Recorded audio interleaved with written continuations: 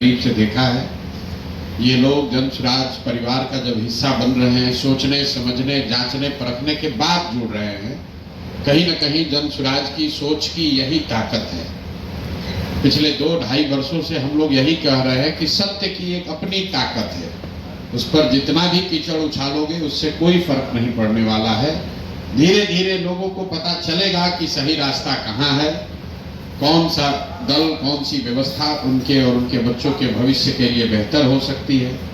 जहाँ तक रह गई बात चुनाव की, बिहार जीतने की, बिहार बदलने की, व्यक्तिगत तौर पर मैं रोज कहता हूँ, हमारे लिए जन स्वराज या ये प्रयास एमएलए बनना, मंत्री बनना, बिहार की सरकार में शामिल होना, ये हमारा जीवन का उद्देश्य नहीं है। इसलिए जन स्वराज नहीं बनाए। जिसको थोड़ी बहुत भी राजनीति की समझ है वो जानता है कि अगर हमको एमएलए एमपी बनना होता, मंत्री बनना होता, तो उसके लिए इस तरह के किसी प्रयास की जरूरत नहीं है। आप जिस राज्य का नाम ले लीजिए, उसी राज्य से हम एमपी एमएलए बन सकते हैं, कोई पार्टी बना लेगा।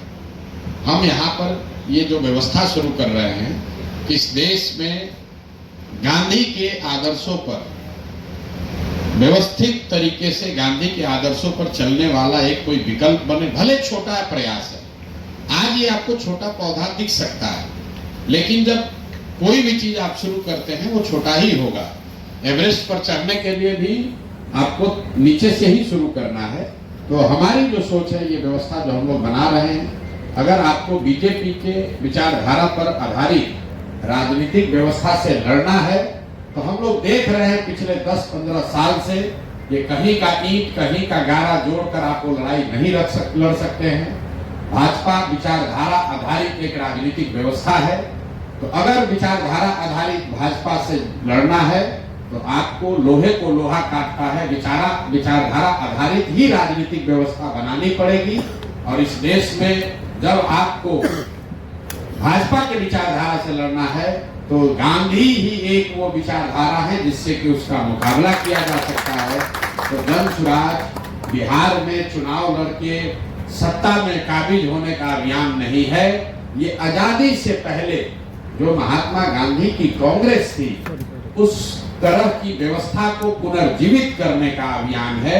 ये अभियान है उन सारे बिहार के लोगों के लिए जो समझते हैं कि बिहार में विकल्प के अभाव में पिछले 30-35 साल से लालू जी के डर से भाजपा को और भाजपा के डर से लालू जी को जो वोट देने की परिपाटी चली आ रही है, जो राजनीतिक बंधुआ मजदूरी का माहौल है, उससे अगर अपने और अपने बच्चों को निकालना है तो एक नई व्यवस्था बनानी पड़ेगी।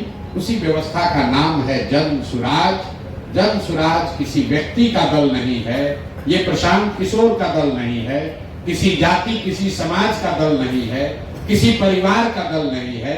ये बिहार के उन सारे लोगों का दल है जो चाहता है कि बिहार में भी ये राजनीतिक बंधुआ मजदूरी खत्म हो, बिहार में भी अपने बच्चों, हम लोग के बच्चों के लिए पढ़ाई और रोजगार हो, बिहार भी देश के अन्य कई राज्यों की तरह विकास की दौड़ में शामिल हो। जो लोग भी ये सोच रखते हैं वो जन स्वराज के मालिक मुखिया हैं। आज प्रशांत किशोर इसके चेहरा के तौर पर दिख सकते हैं। आज से 5 वर्ष के बाद, 10 वर्ष के बाद संभव है कि प्रशांत किशोर से भी काबिल कोई व्यक्ति जो इसी बिहार का हो, जो इस दल का नेतृत्व करेगा। वो मुस्लिम भी हो सकता है, वो अति पिछड़ा भी हो सकता है, वो सामान्य वर्ग का भी हो सकता है, वो दलित समाज का भी हो सकता है। जाति और पारिवारिक पृष्ठभूमि का ध्यान में न रख के सिर्फ और सिर्फ मेरिट और समाज के लिए कुछ करने की क्षमता के आधार पर इस दल को चलना और बढ़ना है। आप दोनों लोग का मैं तहे दिल से शुक्रिया अदा कर रहा हूं और एक ही बात कह के खत्म करूंगा कि चाहे कुछ भी हो जाए, जब तक मैं इस व्यवस्था से जुड़ा हूं, 2 बातें बिल्कुल आप लिख लीजिए कि मेरे आचार विचार व्यवहार से ऐसा कुछ भी नहीं होगा जिससे कभी जीवन में आपको इस दल से जुड़े होने से शर्मिंदगी उठानी पड़े। और दूसरी बात, जिस ईमानदारी और शुद्धता से मैंने इसका नींव रखा है, जब तक मेरी जिंदगी है, उस ईमानदारी और शुद्धता में कोई कमी नहीं आने दूंगा। उससे कोई कॉम्प्रोमाइज नहीं होगा, ना विचारधारा के आधार पर, ना व्यवहार के आधार पर। कॉम्प्रोमाइज नहीं होगा, चाहे 10 बरस लगे, 20 बरस लगे, सफलता मिलना नहीं मिलना अलग बात है, लेकिन ईमानदारी और शुद्धता से कॉम्प्रोमाइज नहीं होगा। और जो बात हम लोग कह रहे हैं उस पर पूरी तरीके से कायम रहेंगे, कोशिश करेंगे कि अपने आचार विचार से ऐसा व्यवस्था रखें ताकि आपको हमेशा ये लगे, कोई समाज में हमेशा लोग यही कहे कि नहीं भाई आप अच्छे लोगों के साथ हैं, अच्छी व्यवस्था के साथ हैं, अच्छी सोच के साथ हैं। जीत और हार तो ऊपर वाला तय करता है, हम लोग निमित्त मात्र हैं, हम लोग अपना काम कर सकते हैं, लेकिन अच्छा करेंगे, अच्छी सोच के साथ करेंगे, अच्छी भावना के साथ करेंगे तो लोगों की दुआओं में दम है, जीत तो अपने आप मिलेगी। इन्हीं शब्दों के साथ आप दोनों साथियों का, आप दोनों भाइयों का इस परिवार में फिर से स्वागत, अभिनंदन, शुक्रिया, बहुत बहुत धन्यवाद।